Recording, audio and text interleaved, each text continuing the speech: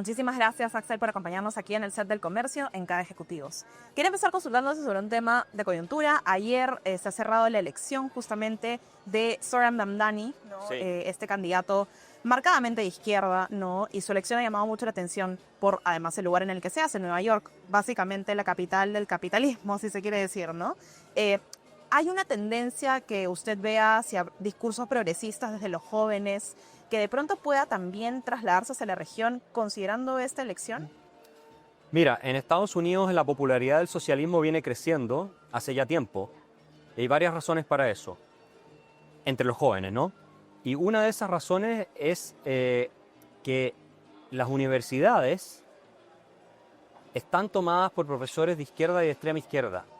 Hay estudios que muestran cómo se ha movido la geografía intelectual de las universidades, las placas, digamos, tectónicas intelectuales, cada vez más hacia la izquierda y se han terminado convirtiendo muchas en fábricas de adoctrinamiento, que es la razón por la cual Trump está peleado con Harvard, por ejemplo, y otras universidades.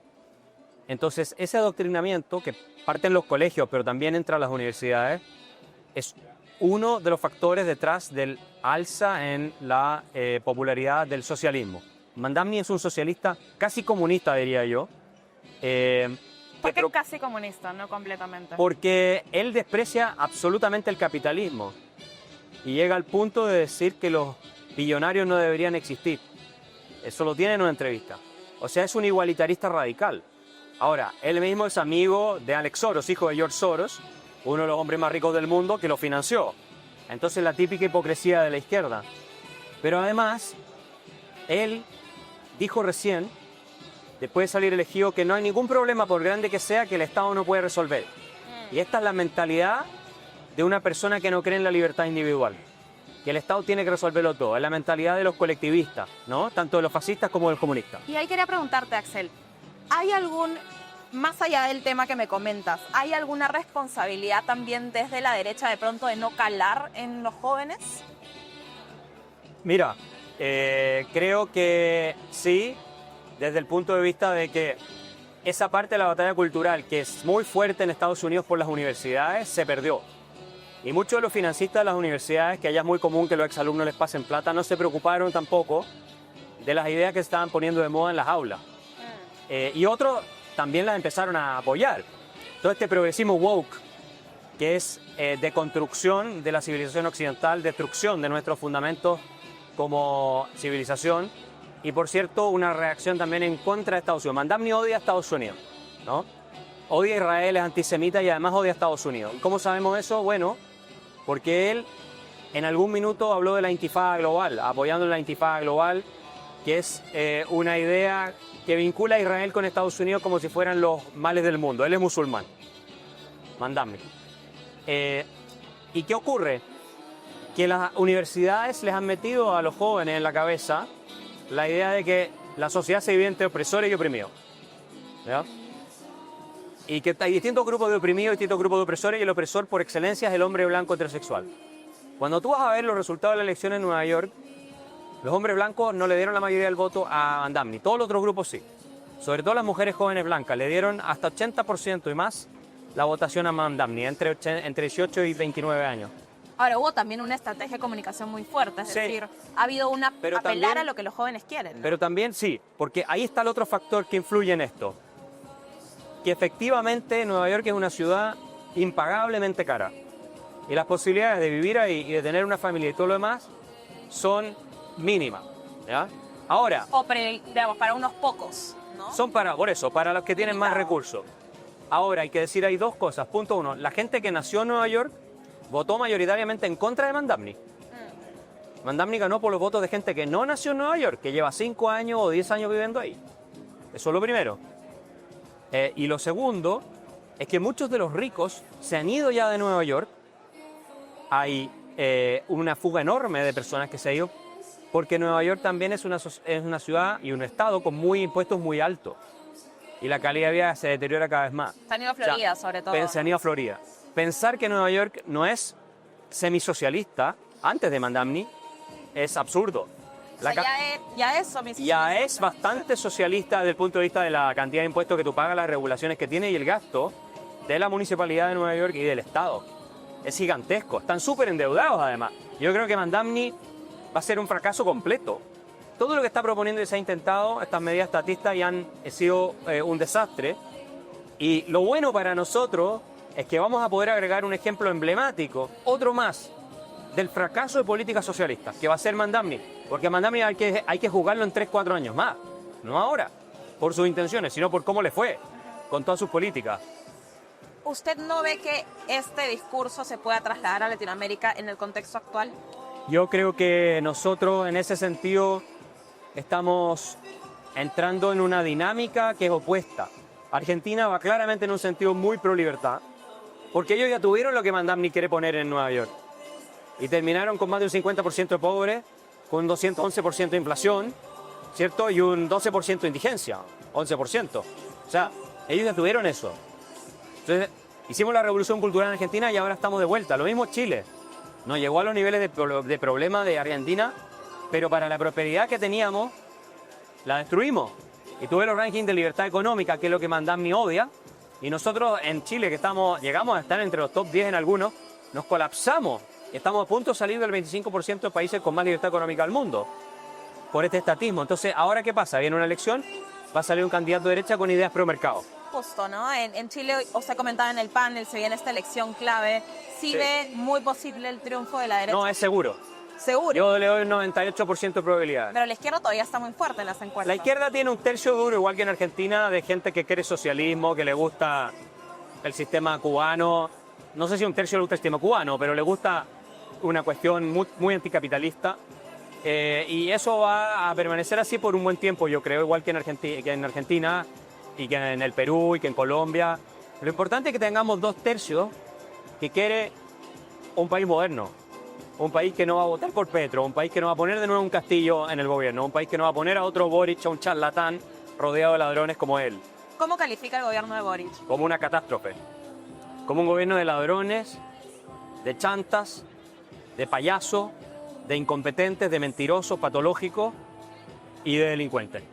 Así lo caracterizo. Ahora, como ha venido ocurriendo en varios lugares de Latinoamérica, no en todos obviamente, pero en los últimos años, algunos apelan a que no es necesariamente una transición de la izquierda a la derecha, sino de votar contra el sistema que está gobernando actualmente. ¿Lo ve así? En el caso de Argentina y de Chile no. En el caso de Argentina y Chile hay una transformación estructural a nivel de mentalidad. La gente vota por la derecha porque ahora cree mucho más en las ideas de derecha y hay mucho menos complejo en decir soy de derecha. Ahora, yo identifico la derecha con Estado de Derecho, o sea, protección de la vida, la libertad, la propiedad privada y libertad económica, ¿verdad? Porque puede haber una derecha nacionalista, que también es estatista, no me refiero a eso. Ahora, también hay un movimiento fuerte pro mercado en Brasil, muy de redes sociales. Hay un movimiento pro mercado que están pensando a penetrar también en la juventud en Perú. Yo lo he visto cada vez más.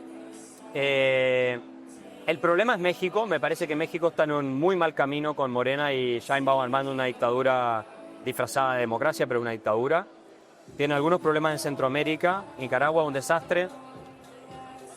Y sí va a ayudar el hecho de que se saque a Maduro del poder y vuelva a la democracia, y va a ser una democracia con mucha libertad económica en Venezuela, creo yo. Si regresamos al Perú, mucha de la juventud que va a votar, más de 2 millones de jóvenes que le van a votar por primera vez, identificaban a Boluarte contra quien tenían un rechazo muy fuerte como alguien de derecha. ¿Cree que esto puede jugar en contra de la derecha peruana en las próximas elecciones?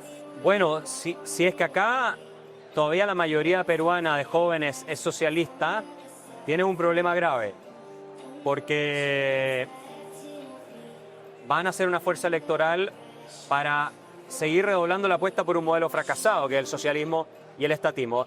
Todos los problemas que tiene Perú graves hoy son porque tiene demasiado Estado y donde debiera haber Estado que funciona, no funciona. La inseguridad es porque el Estado fracasa absolutamente en garantizar el derecho a la libertad y la vida de las personas. O sea, tampoco se trata de sacar el Estado, sino de que vaya donde tiene que ir. El Estado tiene que reducirse a la mínima expresión. En lo único donde el Estado tiene que estar presente es en seguridad. Todo lo demás tiene que quedar en manos privadas, salvo políticas públicas específicas para ayudar a gente que lo necesita. Pero ¿qué pasa con las regiones que no tienen nada de presencia del Estado y más bien a raíz de eso la ilegalidad es la que reina? Es que necesitas tener presencia del Estado con leyes inteligentes para que la gente tenga un marco de reglas que le permita florecer. Por ejemplo, el derecho a propiedad es una norma que el Estado impone.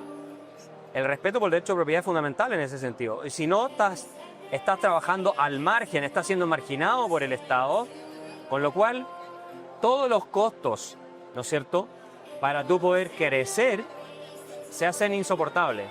Por eso en la informalidad la gente nunca llega a armar nada muy grande. El tema de las trabas burocráticas, todo eso. Exacto. Pero no es economía informal, es economía perseguida y marginada por el Estado.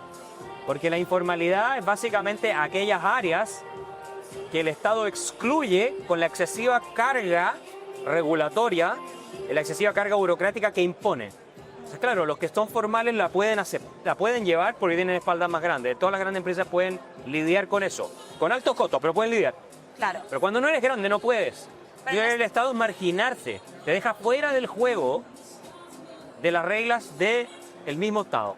Porque no puedes cumplir con los requisitos que te piden. Se convierte en un club donde tienes que ser un socio con mucha plata para poder entrar. Y ahí estás dentro del club de los formalizados. Y si no, te quedas fuera. Y eso es culpa de los políticos. Pero entonces sí debe haber Estado, pero un Estado inteligente, eficiente, digamos. Debe ser un Estado pequeño porque el Estado por definición es ineficiente. Siempre. Tú lo puedes ser un poco más eficiente, pero por definición es ineficiente. ¿Por qué? Excepto los países nórdicos, de repente. También.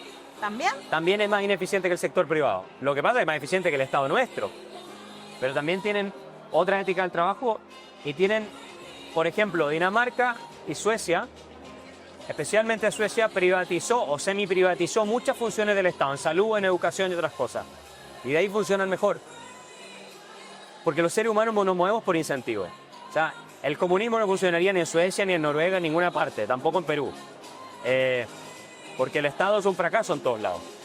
Entonces, la verdad es que esos países también están en niveles de libertad económica de los más altos del mundo. Dinamarca, Suecia y Noruega tienen más libertad económica que Perú. Por lo menos Dinamarca no, sí, los países nórdicos en general. Y más libertad económica que casi todos los países de América Latina.